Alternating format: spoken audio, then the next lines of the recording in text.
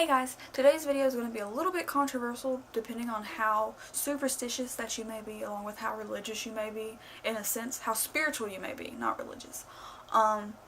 Today's video has to do with mirrors and how you can use them in magic.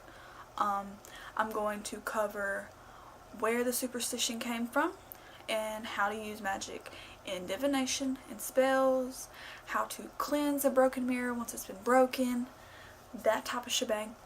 I'm going to tell you about some of my personal experiences with using mirrors and show you me collecting a broken mirror because I've been procrastinating doing it, and I thought, why not make a video and clean it up at the same time? So we're going to do that.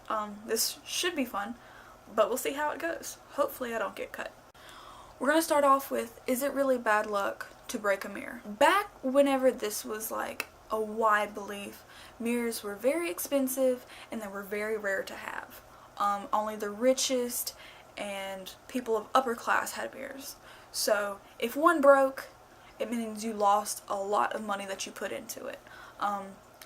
Whether you're rich or not, they were still expensive. Another thing is that the Romans believed that your soul was like rejuvenated every 7 years.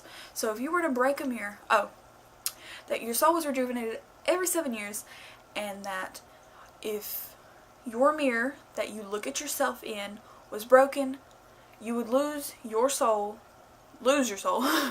for the next 7 years, which means that all your bad luck and all your bad health and all your bad whatever is from you losing your soul.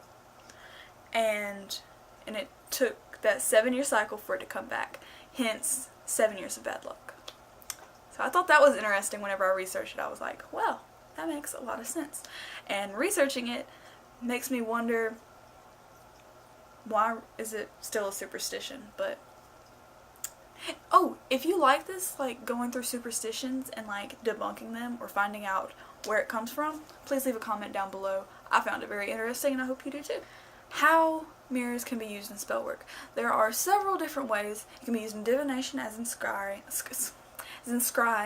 I will cover 2 different ways to scry, I believe.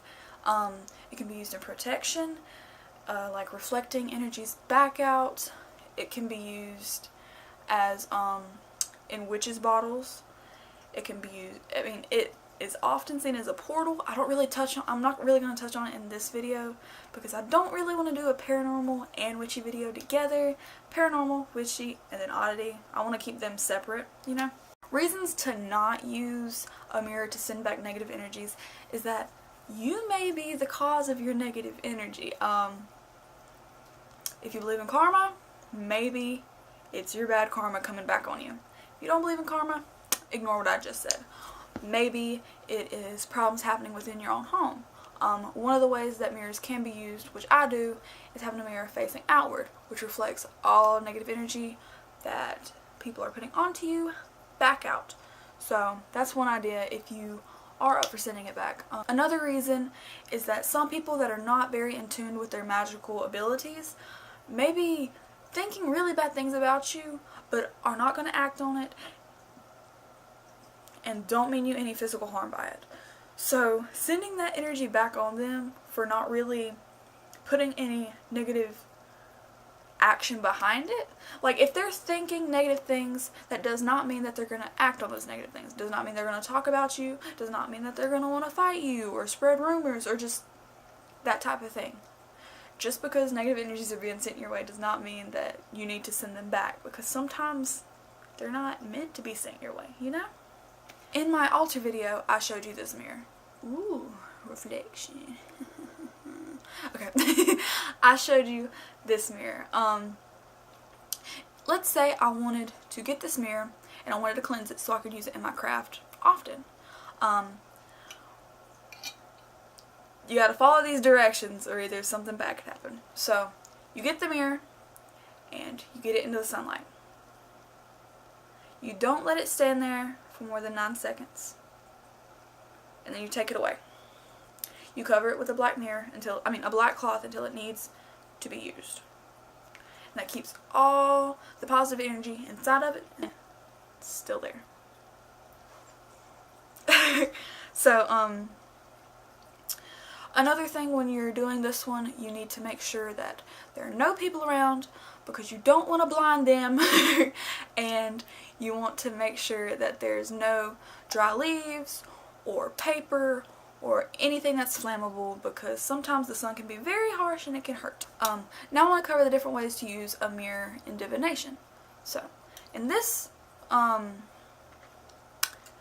one, you need a small mirror. So you can use this one or something around the size, like a little compact, which I mentioned in a previous video that you can use a compact, that they're perfect for reflecting negative energy and you can recycle them. If I didn't mention that in a video, I should. I just did. But say I'm using this one, okay? So, you would go to a natural water source. All you need is a natural water source in your mirror. And you place the mirror into the water. Focus on like the energies that have been sent to you or the energies that you've been dealing with and what you think they may be coming from. And as you lift the mirror out of the water, look at your reflection like immediately. And if it is distorted, it means that evil is working against you. If it's normal looking, there's no real problem, you know? Like, it may just be all inside you, maybe you overthinking, maybe a mental illness that's working against you. Another one you can do involves a larger mirror. So, behind the camera I have a large mirror so I can use it as a viewfinder.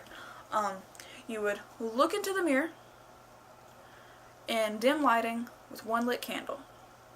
You're looking into the mirror, you think about the person that you want to know how they're doing.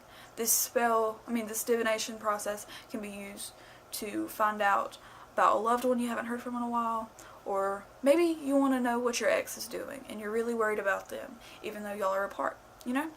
So, you look in the mirror, you focus on that person, you focus on the energy and their facial expression and just their vibe and aura from the last time you saw them. So, you look in the mirror and you think about that, you concentrate on it and just concentrate on them as a person and what they may be going through. And as things start to form over their face, whether it be scars or a facial expression, you interpret that to how they're doing. So, scar, they got hurt. Their facial expression is sad, they're sad, happy, you know? Pretty literal since it is a mirror. What if you break a mirror? Collect all the large pieces inside of a glass jar. Then, either place that glass jar on your windowsill or in an opening facing outside, and it will act as a witch's ball or a witch's bottle.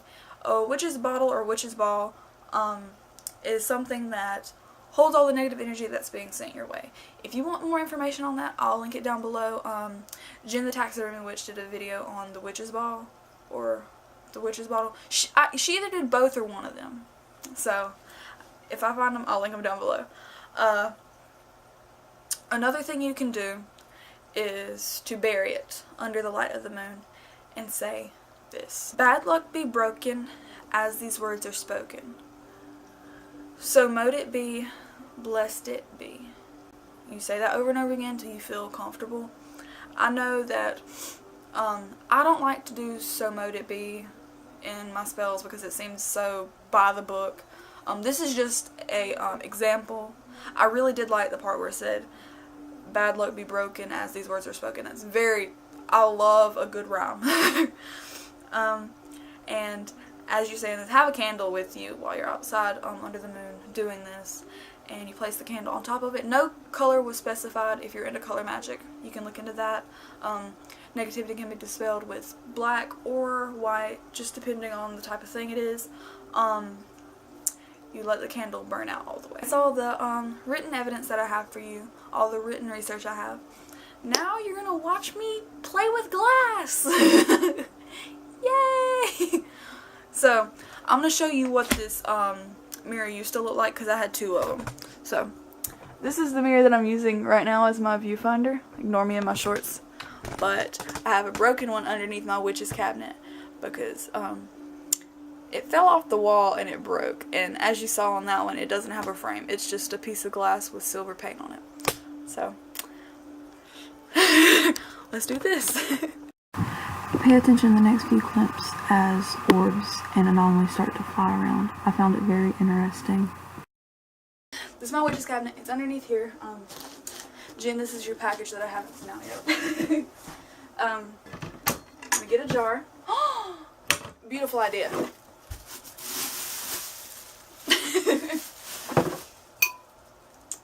Got a fish ball.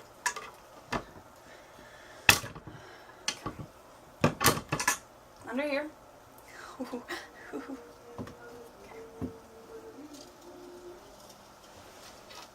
See, this is a pretty big piece. Okay.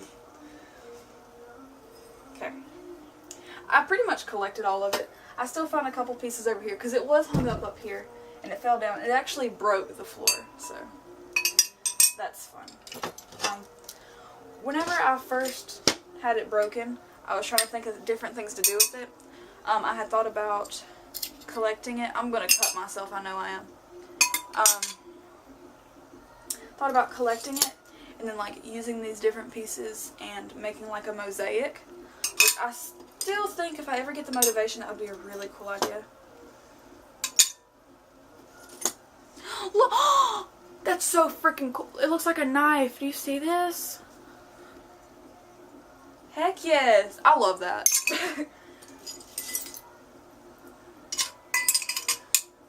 I'm going to tell you the story about what I was doing whenever this fell. Okay, so I do laundry on Sundays. Oh, snap. Do laundry on Sundays. I was doing laundry. My phone was pretty much dead, so I wasn't watching any YouTube videos while I was doing it like I normally do. And so I was entertaining myself. And what was I doing? Singing Fresh Prince of Bel-Air. And as I got to the part where he's pulling up to the house, like right at the end of the song, the mirror fell off the wall. Like, it fell off the wall. And I looked over at it and I was like, is my singing really that bad? Because it hadn't hit me, like, how bad that it was. Because I don't know. I'm not serious at all. Hardly. Sometimes my sense of humor is too strong for my own good.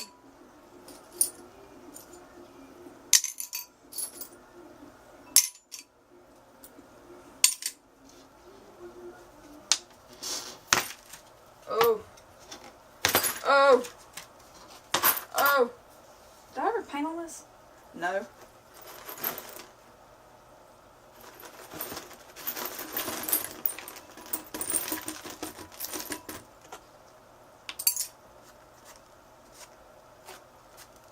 I'm really trying not to cut myself, because last time I cut myself with glass, it really hurt.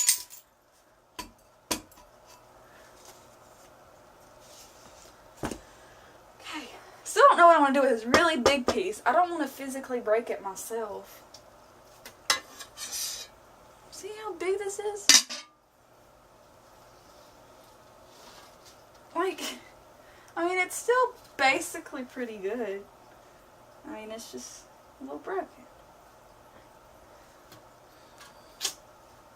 Oh well, I can't put this in there, and I can't put this one in there, so I guess I'm just going to put this back.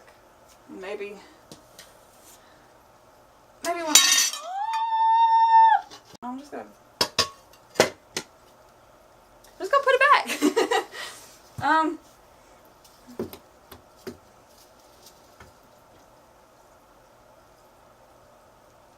Okay, guess there's a piece of glass on the floor because I just cut my knuckle, but anyway, I hope you enjoyed. I hope you learned something.